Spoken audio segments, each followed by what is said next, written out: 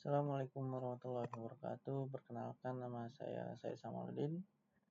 Saya dari Mentor Unicase. Di sini saya akan menjelaskan tentang soal subnetting ya teman-teman. Sebelumnya saya akan memperlihatkan cara menghitung IP yang dibutuhkan oleh ruangan ini teman-teman. Misalkan di ruangan ini, ruangan admin dibutuhkan 14 user. Lalu ruangan marketing ada 6 user yang dibutuhkan, ruang operasional 62 user, lalu ruang training 126 user. Nah, di sini saya akan menjelaskan tentang subnetting dulu ya teman-teman, atau cara menghitung subnetting atau VLSM. Ini rumusnya teman-teman ya. Misalkan untuk saya ngambil contoh untuk di ruangan training. Di ruangan training ini membutuhkan 126 user. Maka rumusnya 32 berarti kita cari dulu teman-teman. Ini namanya prefix ya teman-teman. Slash 24, 25, 26, 27, 28, 29 sampai 30. Nah, kita cari berapa klien yang dibutuhkan di ruang operasional, ruang training 126. Maka kita ambil prefix slash 25 ya teman-teman. Kita rumusnya 32 kurangin 25 sama dengan 7 ya teman-teman. Nah, hasilnya 7. Maka 2 dipangkat 7 hasilnya berapa teman-teman? Nah, hasilnya sama dengan 128. Nah, kenapa saya di sini ditulis 126? Karena hanya 126 IP yang bisa digunakan untuk klien. Dua IP-nya itu adalah IP broadcast, IP network, dan IP broadcast.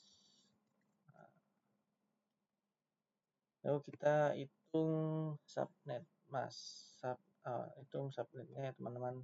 Subnetnya itu dari slash 25, caranya 256 dikurang 128. Maka hasilnya 256 kurangin hasil ininya teman-teman, penjumlahan dari 2 pangkat 7-nya, hasilnya 128. Nah, maka kita tulis IP networknya. Misalkan di sini 192, 168, 1.0, IP range IP 192, 168, 1.1 sampai 192, 168, 1 titik berarti 126. Karena cuma 126 IP yang bisa digunakan ya teman-teman. Nah, ini baru IP broadcast BC 92, 168, 1.127. Nah, misalkan ada pertanyaan, ini kan 128 kliennya. Nah, kenapa ini sampai 127 IP-nya? Karena perhitungannya itu dari angka 0 ya teman-teman. Nah, dari 0, 1, 2, 3, 4, 5 sampai 127. Nah, itu totalnya 128 klien ya teman-teman. Nah, ini subnet masknya berarti 255, 255, 255, 128. Kenapa ini 255-nya ada 3 oktet? Nah, karena kita di sini menggunakan IP kelas C ya teman-teman. Nah, ini saya perwakilan aja mencontohkan menjelaskan cara perhitungan VLSM atau subnetting. Begini ya teman-teman caranya, kurang lebihnya mohon maaf ketika ada masih kurang jelas untuk cara penyampaiannya. Kita lanjut ke topologinya ya teman-teman. Nah, tadi kan di ruang training butuh 126 nih teman-teman. Nah, ini saya sudah jabarkan juga IP-nya di sini yang dibutuhkan. Nah, saya sudah di sini saya sudah sebelumnya sudah setting routernya ya teman-teman, dan memasukkan IP per PC-nya teman-teman di IP configuration. Jadi saya hanya menjelaskan saja di sini. Di sini saya menggunakan IP untuk port Ethernet 1/1, saya menggunakan 192.168.1.1/25, yaitu untuk ruangan training. Lalu Ethernet 1/0 saya menggunakan IP 192.168.1.129/26. Kenapa /26? Kembali lagi teman-teman, tergantung kebutuhan usernya. Setiap ruangannya berapa. Nah, di sini ada 62 user, maka kita di sini menggunakan prefix /26 karena /26 bisa digunakan untuk 62 user. Mas, kenapa Kak, kenapa nggak pakai /25?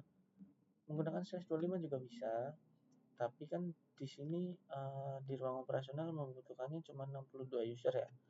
Nah, kalau cuma misalkan kita menggunakan /25 126 klien, itu nanti sisa IP-nya nggak digunakan. Nah, itu bisa apa ya namanya, boros, ada IP yang terbuang gitulah bahasanya. Jadi makanya kita cari yang mendekati saja biar nggak buang-buang IP. Di sini saya menggunakan /26. Dan sama halnya dengan ruang marketing dan ruang admin. Pasti size-nya beda karena misalnya ruang marketing 6 user, saya digunakan menggunakan /29 di sini untuk 6 user. Di ruang admin 14 user, saya menggunakan /28 karena ya bisa untuk 14 klien. Yang penting jangan ketika dibutuhkannya 14 user di ruang admin kita menggunakan prefix 29/29. Nah, itu nggak bisa ya teman-teman, nanti kita kekurangan IP untuk kliennya. Karena /29 cuman bisa mencakup 6 klien, sedangkan yang dibutuhkan 14 klien. Gitu ya teman-teman. Nah, untuk ruang tadi kembali lagi, untuk fast Ethernet 0/1 atau ruang marketing, di sini saya menggunakan 192.168.1.209/29 dan fast Ethernet 0 atau ruangan admin saya menggunakan IP 192.168.1.193/28. Nah, IP-IP ini teman-teman, IP-IP di port flash FA0/0, FA0/1 atau 0 Ethernet 1/0 dan Ethernet 1/1 itu akan digunakan menjadi IP gateway di PC ya teman-teman. Nah, ini akan menjadi IP gateway. Nah, di sini saya PC-nya menggunakan IP 192.168.1.194. Untuk set batasnya 255, 255, 255, 240. Kenapa 240? Tadi saya sudah menjelaskan juga di sini.